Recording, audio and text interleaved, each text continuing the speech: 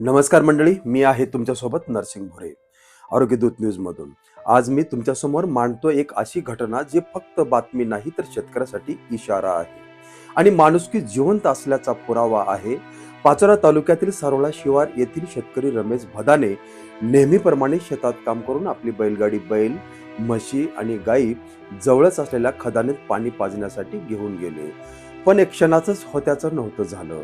पाणी पित असतानाच बैलांनी पाण्यात प्रतिबिंब पाहून अचानक उडी मारली आणि बैलगाडीसह शेतकरी थेट खोल पाण्यात ओढले गेले.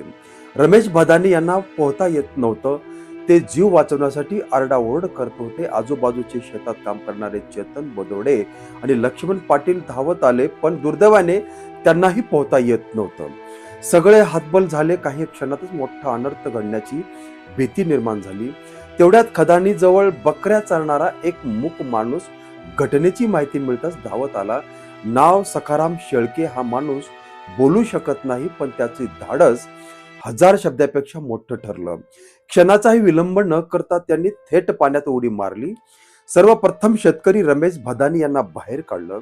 त्यानंतर बैलगाडीला बांधलेले म्हशी, गायी आणि बैलजोडीचं दोर कापून एक एक जनावर सुरक्षित बाहेर काढलं. शेवटची बैलालाही सुरक्षित बाहेर काढण्यात आलं. यश मिळाला. या धाडसामुळे शेतकऱ्याचे हे प्राण वाचले, अनेक गुराढोराचे प्राण वाचले आणि एक मोठी दुर्घटना टळली. ही घटना कळताच राष्ट्रीय काँग्रेसचे पाचोरा तालुका अध्यक्ष सचिन सोमोशी घटनास्थळी दाखल झाले. त्यांनी प्राण वाचवण्यासाठी मूक वीर सखाराम शेळके यांचा जाहीर सत्कार केला आणि त्यांचं मनापासून कौतुक केलं. मंडळी, इथे एक खूप महत्वाचा संदेश द्यायचा आहे. प्रत्येक शेतकऱ्याला पोहता आलंच पाहिजे, कारण आपण शेतकरी आहोत.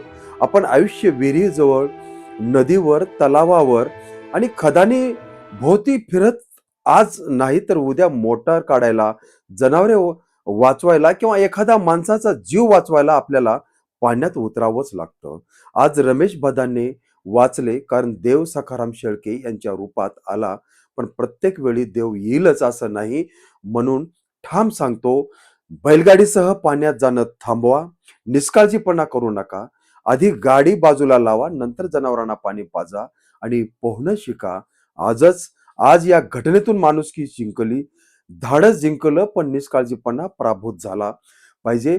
मी नरसिंग भुरे, आरोग्यदूत न्यूज, शेतकऱ्यांच्या जीवासाठी बोलतोय आणि बोलतच राहणार. आरोग्यदूत न्यूज पाहण्यासाठी लाईक करा, शेअर करा, सबस्क्राईब करा. धन्यवाद.